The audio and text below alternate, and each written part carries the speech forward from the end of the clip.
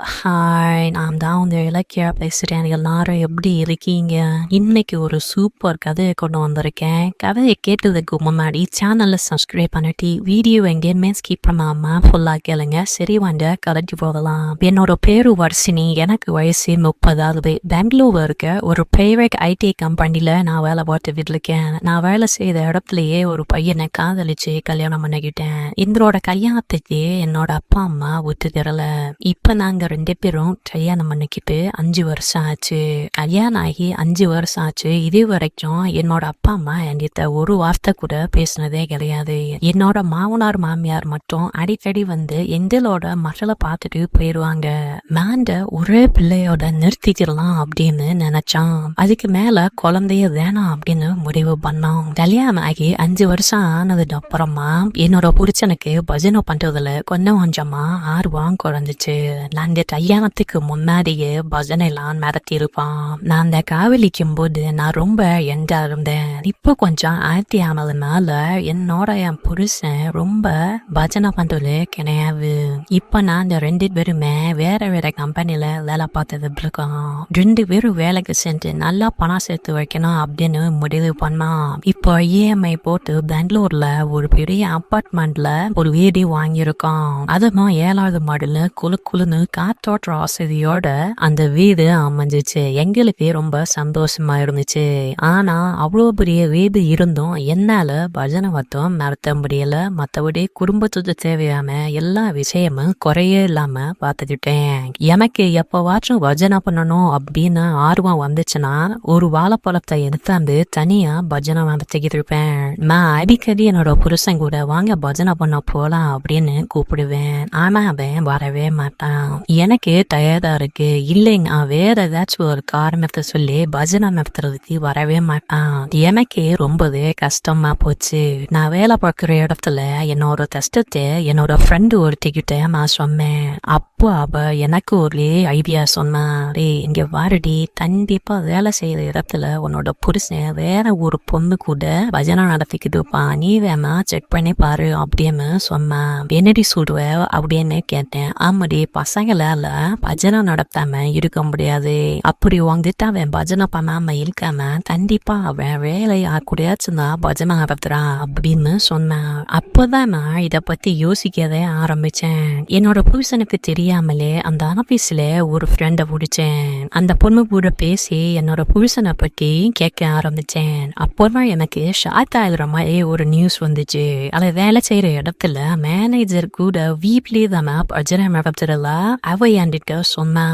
நாம அவ சொல்றது உண்மைதானா அப்படின்னு தெரிஞ்சுக்கிறதுக்கு ஆசைப்பட்டேன். அதனால ஒரு நாள் என்னோட புருஷன் என்ன பண்றான்னு செட் பண்ண ஆரம்பிச்சேன். அவ கார் எடுத்துட்டு போனதுக்கு அப்புறமா நான் பின்னாடியே போய் அவ எங்க போறான்னு பார்த்தேன். என்னோட ஃப்ரெண்டு சொன்ன மாதிரியே என்னோட புருஷன் மேனேஜர் வீட்டுக்கு போய் பஜனை நடத்துறதுக்கு போனா. எனக்கு இத பார்த்த உடனே செம்மையா கோபம் வந்துச்சு. ஆனா இப்ப சண்டை போட்டு 2 பேரும் புரிஞ்சுட்டா வீட்டோட லோனை கட்டுறதுக்கு கஷ்டப்பட வேண்டிய நிலம் வந்துடும். அதனால இப்போதைக்கு அவன் கூட சண்டை போட வேணாம் அப்படின்னு முடிவு பண்ணி அவன் கண்டுக்காம விட்டுருக்கேன். அப்போ என்னோட மனசுல ஒரு கோபம் கலந்து வெறி வந்துச்சு. சரி, குடும்பத்துல எந்த பிரச்சனையும் வராம நமக்கு பிடிச்ச மாதிரியே வாழ்ந்துடலாம் அப்படின்னு முடிவு பண்ணேன். அந்த நேரத்துல எனக்குமே பஜனை பண்றதுக்கு ஆள் தேவைப்பட்டுச்சு. கொஞ்ச நாள் கழிச்சு ஊர்ல இருந்து என்னோட சித்தி பையன் எனக்கு போன் பண்ணா. அக்கா, எனக்கு உங்க ஆபீஸ்ல ஏதாச்சும் வேலை கிடைக்குமா அப்படின்னு கேட்டான். அவனோட பேரு கிஷோர். அவ இப்பதான் படிப்பை முடிச்சுட்டு வீக்க வேலை தேடிக்கிட்டு இருந்தான். நான் என்னோட கம்பெனி மேனேஜர் கிட்ட கேட்டு அவனுக்கு வேலை வாங்கி கொடுத்தேன். 10 நாள் கழிச்சு வேலையில வந்து ஜாயின் பண்ணதுக்கு அப்புறமா நீயே தானா உன்னோட தம்பிக்கு ட்ரைனிங் கொடு அப்படின்னு சொன்னாங்க. நான் லவ் மேரேஜ் பண்ணிக்கிட்டதுனால என்னோட வீட்ல யாருமே என்கிட்ட பேசாம இருந்தாங்க. ஆனா இந்த பையன் மட்டும்தான் என் கூட பேசிட்டு இருந்தான். இப்போ கூட நான் வேலைக்கு சேர்த்தது என்னோட வீட்டுல தெரியாது. அவனோட ஃப்ரெண்டு தான் வேலைக்கு சேர்த்திருக்கதா வீட்டுல சொல்லிட்டு பெங்களூருக்கு வேலைக்கு வந்தான். அவன் வேலைக்கு சேர்ந்ததுக்கு அப்புறமா நான் தான் அவனுக்கு ட்ரைனிங் கொடுத்தேன். நான் அவனுக்கு ட்ரைனிங் கொடுக்கும் போது அவன் எப்பயுமே என்னோட பேரை சொல்லிதான் என்ன கூப்பிடுவான். அது எனக்கு ரொம்பவே பிடிச்சிருந்துச்சு. அவனுக்கு தேவையான எல்லா விஷயத்தையுமே நான் சொல்லி கொடுத்தேன். ஒரு நாள் ஈவினிங் அவன் என்னோட வீட்டுக்கு வந்தான். அவனுக்கு நான் காஃபி கொடுத்தேன். அப்போ என்னோட கை தவறி அந்த காஃபியை அவன் மேலே தான் ஊத்திடுச்சு. சூடா இருந்து அந்த காஃபி அவன் மேல பார்த்த உடனே அவன் கத்த ஆரம்பிச்சான். அவனோட உடம்புல நான் தண்ணியை ஊத்துனேன். அதுக்கப்புறம் அவன் போட்டிருந்த டிஷர்ட்டை எடுத்துட்டு ஒரு தீண்டை வச்சு அவனோட உடம்ப தொடச்சான். அப்போதான் அவனை வச்சிருந்த 6 பேக்கே பார்த்தேன். பார்த்த உடனே நான் வாங்கிட்டேன். என்ன அறியாமலே நான் அவனை பார்த்துட்டே இருந்தேன். அதுக்கப்புறமா நான் அவனுக்கு என்னோட புருஷனோட டிஷர்ட்டை எடுத்து கொடுத்தேன். நானும் அவனும் கொஞ்ச நேரம் பேசிக்கிட்டே இருந்தோம். அந்த நேரம் பார்த்து ஸ்கூல் போயிருந்த என்னோட பொண்ணு வீட்டுக்கு வந்ததுமா. அதுக்கப்புறம் கிஷோர் என்னோட பொண்ணு கூட விளையாண்டுக்கிட்டு இருந்தான். என்ன அறியாமலே கிஷோர் மேல எனக்கு ஏதோ ஒரு எண்ணம் வந்துச்சு. அவன் என்னோட 6 வயசு சின்ன பையன்.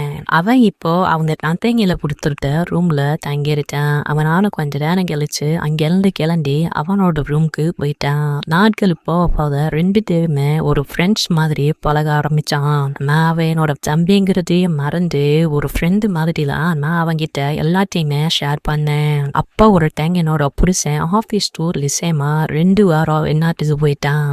அவன் போகும்போது கண்டிப்பா அந்த மேனேஜர் கூட டூர் போன இடத்துல பஜனை பண்ணிடுவான்னு எனக்கு தெரிஞ்சிச்சு. இருந்தாலும் அவங்கிட்ட எதையுமே கேட்காம அவனை ஒன்னும் சொல்லாம விட்டுட்டேன். அந்த நேரத்துல என்னோட மகளுக்குமே லீவ் விட்டுருந்தாங்க. அவனாலமா என்னோட மாமனார் மாமியார் வீட்டுக்கு அவளை அனுப்பி வச்சுக்கேன். இப்போ வீட்டுல நான் மட்டும்தான் இருந்தேன். என்னோட தம்பி கிஷோருக்கு போன் அடிச்சு வீட்டுக்கு வாடா அப்படின்னு சொன்னேன். அவனும் வீட்டுக்கு வந்தான். வரும்போது சாப்பிடுறதுக்கு எனக்கு கொஞ்சம் சாப்பாடு வாங்கிட்டு வந்தான். 2 பேரும் உட்காந்து சாப்பிட்டுக்கிட்டு இருந்தோம். அப்புறம் என்னோட தம்பி கிஷோர் என்னை பார்த்து எங்கிட்ட மாமாவா காணோம் அப்படின்னு கேட்டான். அவரு டூர் போயிருத்தாரா, வர்றதுக்கு 2 வாரம் ஆகும் அப்படின்னு சொன்னேன். அப்போ வீட்டுல நீ மட்டும்தான் இருப்பியா, உனக்கு போர் அடிக்காதா அப்படின்னு கேட்டான். வீட்டுல அவர் இருந்தாலும் ஒரு பிரயோஜனமும் கிடையாதுரா அப்படின்னு சொன்னேன். இதை கேட்ட உடனே அவன் என்னதான் சொல்ற அப்படின்னு கேட்டான். ஆமாடா, இதெல்லாம் நான் எப்படி உங்ககிட்ட சொல்றது அப்படின்னு சொன்னேன். சும்மா சொல்லுக்கா, ஏதா மாமா உண்மை அடிக்கிறாரா அப்படின்னு கேட்டான். அந்த மாதிரிலாம் ஒரு எந்த இதுலும் பண்ண மாட்டாருடா, வேற ஒரு பிரச்சனைடா அப்படின்னு சொன்னேன். உடனே அவன் என்கிட்ட சொல்லுக்கா, நான் முடிஞ்சா சரி பண்றேன் அப்படின்னு சொன்னான். ஒரு நாள் அதை நான் சரி பண்ண முடியாதுடா அப்படின்னு சொன்னேன். அட்லீஸ்ட் தெரிஞ்சுக்கிறேன் என்ன நாச்சும் சொல்லு அப்படின்னு கேட்டான். மாமாவுக்கு என்ன இப்ப நான் பிடிக்கிறதே தெரியாது, அவரு வேற ஒரு பொண்ணு கூடதா பஜனை நடத்திக்கிட்டு இருக்காரு அப்படின்னு சொன்னேன். இதை கேட்ட உடனே அவ என்னடா சொல்ற அப்படின்னு கேட்டான். ஆமாடா, அவர் வேலை பார்த்த கம்பெனில மேனேஜர் கூடதான் வாழ்க்கையை நடத்திக்கிட்டு இருக்காரு அப்படின்னு சொன்னேன். அப்ப நீ என்ன பண்ற அப்படின்னு கேட்டான். இங்க வீட்டுல நான் மட்டும் தான் தனியா பஜனை நடத்திக்கிட்டு இருக்கேன் அப்படின்னு சொன்னேன். உடனே அவன் அப்புறமா வேற ஒரு கல்யாணம் பண்ணிக்கோ அப்படின்னு சொன்னான். இப்படி இல்லாம நான் என்னோட வாழ்க்கையை ஓட்டிட்டு போறேன் அப்படின்னு சொன்னேன். அழைக்கவன் எல்லாம் சரி, பஜனை பண்ணாம எப்படி இருக்கிறது அப்படின்னு கேட்டான். என்ன பண்றது, நான் தான் வாழைப்பழத்தை வச்சு தனியா பஜனை பண்ணிக்கிட்டு இருக்கேன் அப்படின்னு சொன்னேன். அப்போ அவன் சரி நீ பாத்துக்கோ, நான் ஃப்ரெண்ட்ஸ் கூட வெளியில போக போறேன் அப்படின்னு சொன்னான். டேய், வெளியில போய் என்ன பண்ண போற, ஒழுங்கா இங்கே வாமாயிரு, எனக்கு பஜனை பண்ணாம போல இருக்கு, அதுக்கு தான் நான் உண்மை வர சொன்னேன் அப்படின்னு சொன்னேன். இது கேட்ட உடனே அவனுக்கு என்ன சொல்றதுன்னு தெரியல. என்ன சொல்ற அப்படின்னு கேட்டான். ஆமாடா, நானும் எத்தனை நாள் தான் வீட்டுல தனியாது பஜனை நடத்துறது, அதுக்குதான் ஒன்னா வர சொன்னேன் அப்படின்னு சொன்னேன். அவன் எதையும் பேசாம அப்படியே வேமா இருந்தான். என்னடா பஜனை நடத்த வேணாமா அப்படின்னு கேட்டேன். ஐயோ அத்தா, இன்னைக்குமா வேற ஒரு ஆள் கூட பஜனை பண்றதுக்கு தான் கிளம்புனேன். இப்ப நீ உன் கூட பஜனை நடத்த சொல்ற, அதாம்மா என்ன பண்ணணும்னு தெரியாம முழிச்சுக்கிட்டு இருக்கேன் அப்படின்னு சொன்னேன். அதப்பா அது வேலைக்கு சேர்ந்து 2 மாசத்துக்குள்ளேயே பஜனை பண்றதுக்கு ஆள் பிடிச்சிக்கியா அப்படின்னு சொன்னேன்.